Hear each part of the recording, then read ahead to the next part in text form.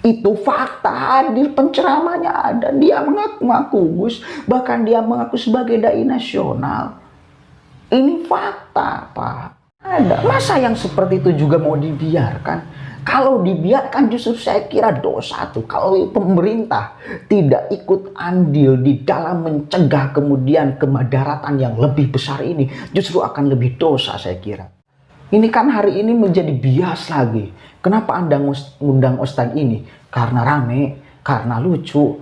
Anda pengen rame dan lucu, jangan ngundang Ustadz. Karena itu bukan bagiannya. Ustadz itu ngajarin tentang ilmu agama, bukan ngajarin tentang kelucuan. Nah ini juga saya di mindset masyarakat ini. Kalau Anda masyarakat menginginkan kelucuan, jangan undang Ustadz. Jangan sampai biarkan Ustadz mencari strategi agar bisa dirinya lucu. Sehingga kemudian hilang fokusnya yang seharusnya memberikan ilmu agama, pada akhirnya cari lagu, cari pantun, cari apa untuk mencari kelucuan, untuk supaya ditonton masyarakat bahwa saya adalah lucu. Rangkaian kata-katanya bisa dipetik, kelucuannya bisa diambil, bisa ditertawakan. Undang yang viral apa-apaan itu, apakah itu menjadi standar ilmu agama? Standar kajian ketinggian ilmu agama ketika dia ustadznya menjadi viral. Aneh saya, hampir santri pun terkontaminasi oleh zaman, oleh arus media sosial yang tidak bisa terbendung ini, masuk ke semua lini, bahkan kepada santri. Assalamualaikum warahmatullahi wabarakatuh. Hamdan syukran lillah, amma ba'd. Salam sejahtera untuk kita semua. Semoga kita tetap berada di jalur yang diinginkan oleh Allah dan diridhoi oleh Allah Subhanahu wa taala. Kayaknya saya harus tracking, melihatkan kepada MUI 1-2 video yang mengharuskan, saya kira ketika sudah melihat video ini, mengharuskan MUI untuk sepakat terhadap sertifikasi ulama, terhadap sertifikasi penceramah, sertifikasi dai, karena ini sangat penting. Menyangkut umat banyak, menyangkut pemahaman keagamaan umat, menyangkut kemudian akidah umat. Ini harus diperhatikan. Oke, kita melihat video ini, insya Allah akan membukakan hati dan pikiran sahabat-sahabat sekalian, bahwa memang seharusnya sertifikasi ulama ini dilakukan. Oke, sertifikasi penceramah itu dilakukan, sertifikasi dai itu dilakukan. Mengingat banyak sekali hari ini penceramah yang ngawur di dalam tutur katanya, di dalam penyampaian Al-Qur'annya, di dalam penyampaian hadisnya. Apalagi menafsirkan Al-Qur'annya, menafsirkan hadisnya, dan segala rupanya menyangkut tentang agama.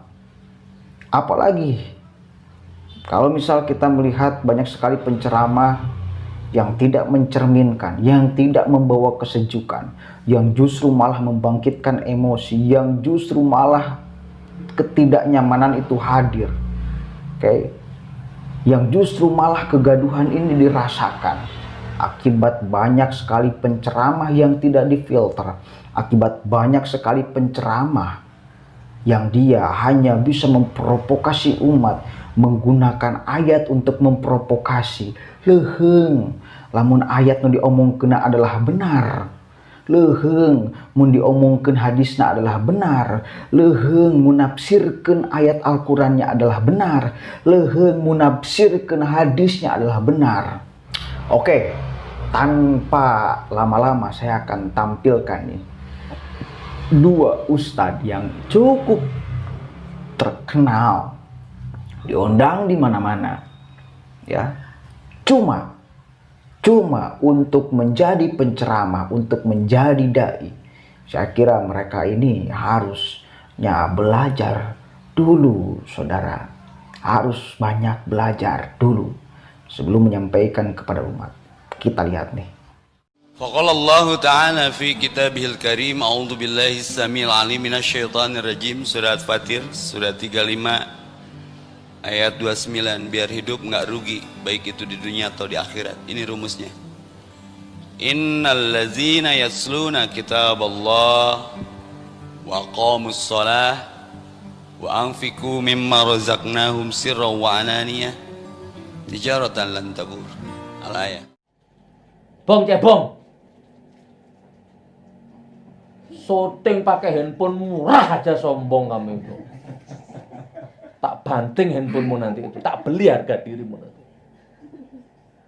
Binatang itu ulama yang takut kepada Allah. Kata siapa? Kata saya.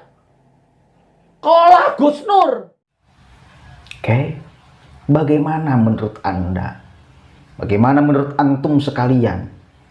Epi Effendi, siapa yang tidak kenal beliau? Pemuda hijrah katanya. Ceramah sana sini, sempat dulu fenomenal. Bahkan mengatakan Nabi Muhammad pernah tersesat.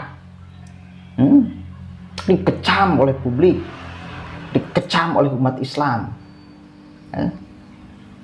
Banyak sekali nisfu Sya'ban, kata Epi Effendi, itu tidak ada hadisnya apa-apaan. Bayangkan orang yang baru hijrah, pemuda gaul yang baru hijrah, mungkin ngapalkan satu ayat, dua ayat, satu hadis, dua hadis, dengan punya kemudian rangkaian kata yang bisa menarik simpati anak-anak muda, yang lebih kepada menonjolkan komedinya daripada agamanya, yang lebih menonjolkan kemudian lucu-lucuannya daripada menenangkan hati dan pikirannya.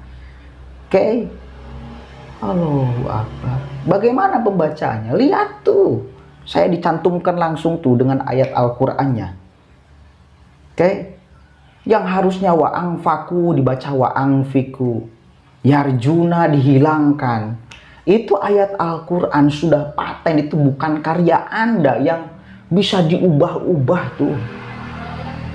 Artinya apa? Bahwa memang mereka, oke, si siapa ini, Epi Effendi ini memang tidak layak atau belum layak untuk dia tampil ke sana kemari mengatasnamakan ustadz, mengatasnamakan penceramah. Leheng untuk membuat gaduh, iya mah membuat gaduh saudara. Memberikan hukum apalagi. Nisfu Sya'ban katanya apa itu? Padahal leluhur kita melakukan hal itu. Imam Syafi'i pun menyuruh untuk sholat, untuk berdoa di malam nisfu Sya'ban. Ini Epi Effendi. Leheng mung pintar. Leheng mun punya rekam jejak yang jelas. Ini kan pemuda baru hijrah. Satu kali lagi, punya satu ayat, dua ayat, punya rangkaian kata yang bisa menarik simpati anak muda, langsunglah tampil sebagai ustadz. Dengan gayanya yang nyeleneh, pakai tupu dan sebagainya rupanya untuk menarik kemudian simpati orang. Untuk mengajak ke jalan kebaikan, itu tugas kita semua sebagai umat Islam. Untuk mengajak nih ya. Yuk kita sholat, yuk kita ke masjid, yuk kita apa, yuk kita ini. Tapi kemudian kalau misal sudah terjun ke ranah hukum, Epi Effendi jelas belum layak melakukan hal itu. Dan dia melakukannya. Apakah dia, Epi Effendi misal tidak mesti harus diverifikasi? Nah ini contoh, nah ini fakta. Bahwa memang harus ada sertifikasi ulama. Jangan sembarangan. Pada akhirnya akan dolun mudilun. Kalau Anda sebagai MUI merasa bahwa memang ajaran Islam ini harus diceritakan dengan sebenar-benarnya, dibicarakan, diajarkan dengan sebenar-benarnya, benar-benar menganggap bahwa verifikasi dai ini penting, oke, supaya memfilter orang bodoh jangan sampai naik mimbar agar tidak menjadi dolun mudilun, maka seharusnya Anda mendukung, bukan malah menolak. Aneh saya. Apa landasan berpikirnya menolak sertifikasi ulama? Yang jelas hari ini dai-dai sudah nggak jelas kealimannya. Maka perlu hadir negara untuk memverifikasi, saya kira. Sertifikasi ulama ini sangat penting, saya kira. Apakah memang yang ada di MUI mereka juga sama? Orang-orang yang tidak kredibel di wilayah agama. Majelis Ulama Indonesia keren kan, perkumpulan para ulama. Masa tidak mau menginginkan untuk penceramahnya kredibel di wilayah agama, sehingga menjadi benar-benar ulama yang bisa menjadi panutan. Oke, panutannya yang benar, bukan panutan yang salah. Panutannya yang sesuai panduan agama, bukan yang menyeleweng daripada agama. Panduannya yang benar sesuai daripada Al-Quran, hadis, ijma, dan qiyas, bukan menyeleweng daripada itu. Bukan menafsirkan Al-Quran sembarangan. Innama yakhsyallaha min ibadihil ulama, bahwa hewan pun bisa jadi ulama. Ini yang seperti ini yang ada, ini faktanya. Masa yang seperti itu tidak diverifikasi? Masa yang seperti itu dibiarkan saja hadir kesana kemari tanpa adanya kemudian kewaspadaan omongan dari pemerintah bahwa itu adalah tidak baik dan tidak benar? Itu fakta, hadir penceramahnya ada. Dia mengaku Gus, bahkan dia mengaku sebagai dai nasional. Ini fakta, Pak. Coba sok. Dan saya mah menginginkan untuk ada sertifikasi sih, kalau saya pribadi, supaya benar-benar kredibel. Apalagi kemudian diberikan wawasan tentang kebangsaan. Kalau saya mendengar wawancara Kemenag itu ya memang harus, jangan sampai ada oknum ustadz yang membenturkan antara agama dengan negara. Jangan sampai ada oknum ustadz yang membenturkan antara agama dengan NKRI. Faktanya ada, jelas tuh. Allahu Akbar, itu kan ada. Masa yang seperti itu juga mau dibiarkan? Kalau dibiarkan justru saya kira dosa tuh. Kalau pemerintah tidak ikut andil di dalam mencegah kemudian kemadaratan yang lebih besar ini, justru akan lebih dosa saya kira. Tidak perhatian kepada jamaah umat Islam, masyarakat yang kebanyakan itu hanya nuturkan. Kalau yang tidak punya dasar ilmu agamanya, ya orang-orang seperti itu kan bagi santri-santri tidak akan lolos uji verifikasi, tidak akan lulus uji verifikasi. Maka saya aneh kalau misal seperti Epi Effendi atau Sugik Nurahar jadi ondang ke pesantren, aneh saya. Kalau memang ada ya. Dulu sempat tuh di pesantren saya ada wacana untuk mengundang Epi Effendi. Saya yang pertama protes. Apa sih dasarnya? Karena lucu. Ondang stand up komedi, jangan ustad ondangnya. Ondang yang viral. Apa-apaan itu? Apakah itu menjadi standar ilmu agama? Standar kajian ketinggian ilmu agama ketika dia ustadznya menjadi viral. Aneh saya, hampir santri pun terkontaminasi oleh zaman, oleh arus media sosial yang tidak bisa terbendung ini, masuk ke semua lini, bahkan kepada santri. Saya membendungnya, apa-apaan ngundang Epi, jelas-jelas ngundang pimpinan pesantren, ngundang kiai yang jelas kajiannya, jelas ilmunya, luhur ilmunya, akhlaknya baik.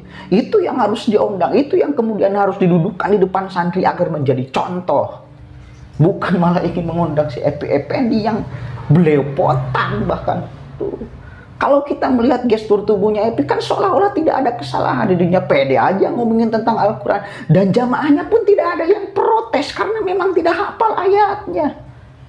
Nah ini maka di sini harus orang yang MUI harusnya menjadi kemudian tolak ukur pertama kali untuk memverifikasi ustadz yang seperti itu, bukan malah menolak untuk sertifikasi. Ini salah satu tugas MUI, Majelis Ulama Indonesia loh. Aneh juga saya, saudara. Ini kan hari ini menjadi bias lagi. Kenapa Anda ngundang ustadz ini? Karena rame, karena lucu. Anda pengen rame dan lucu, jangan ngundang ustadz, karena itu bukan bagiannya. Ustadz itu ngajarin tentang ilmu agama, bukan ngajarin tentang kelucuan. Aneh juga saya di mindset masyarakat ini. Kalau Anda masyarakat menginginkan kelucuan, jangan undang ustadz. Jangan sampai biarkan ustadz mencari strategi agar bisa dirinya lucu, sehingga kemudian hilang fokusnya. Yang seharusnya memberikan ilmu agama pada akhirnya cari lagu, cari pantun, cari apa untuk mencari kelucuan, untuk supaya ditonton masyarakat bahwa saya adalah lucu. Rangkaian kata-katanya bisa dipetik, kelucuannya bisa diambil, bisa ditertawakan. Undang aja stand up comedy kalau mau seperti itu, bukan ngundang ustadz. Ini mindset masyarakat yang saya kira juga harus dirubah tuh. Saya kesal asli, kalau saya kan pernah tuh, karena di rumah saya suka diundang Yaumul Ijtima ya. Pernah dulu itu ngundang satu ustadz. Tidak ada ngomongin tentang ayat Al-Quran, tidak ada ngomongin tentang hadis. Lucu aja dari mulai awal dia salam sampai akhir, lucu aja. Saya akan menjadi merenung ini ustadz tawa stand up komedi. Kan yang diharapkan oleh masyarakat ketika mengundang ustadz itu apa? Ingin dapat ilmu agama, ingin pikiran dan hatinya menjadi luruh. Bukan ingin tertawa terbahak-bahak, bukan. Kalau masyarakatnya yang normal, kecuali kalau yang kurang normal, inginnya lucu, maka di sini saya kira penting untuk sertifikasi ulama ini. Macam Sigit Nurharja, pantas nggak sih dia diundang ceramah menjadi dai? Menafsirkan ayat yang seperti itu, bahkan dia mengatakan ini adalah hasil ijtihad saya. Gila amat tuh orang, berani ijtihad saudara. Menyimpang gak kira-kira yang seperti itu? Harus dibenarkan gak ya kira-kira yang seperti itu? Harus diluruskan gak yang seperti itu? Ya haruslah. Dan MUI menang, organisasi keislaman adalah salah satu tugasnya memberikan tahu kepada masyarakat. Dengan adanya sertifikasi ulama ini lebih bisa kredibel ustadz itu, ajengan itu, kiai itu, ustadz itu sadar tupoksi,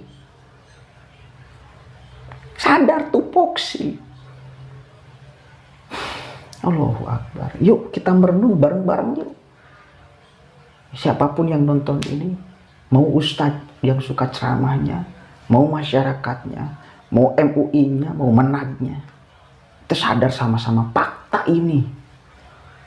Ini fakta, sudah tidak lagi menjadi kemudian sudut pandang. Ini sudah menjadi fakta. Pembacaan ayat yang keliru, penafsiran ayat yang keliru, penafsiran hadis yang keliru, pembacaan Al-Quran yang keliru, penafsiran segala yang berkaitan dengan agama yang menyimpang dari yang seharusnya. Ini fakta banyak sekali hari ini diomongkan oleh ustadz-ustadz yang karbitan. Maka penting untuk verifikasi dai, verifikasi penceramah agar menjadi ideal lagi ajaran Islam. Wallahul muwaffiq ila aqwamit thoriq, wallahu a'lam bishawab. Assalamualaikum warahmatullahi wabarakatuh.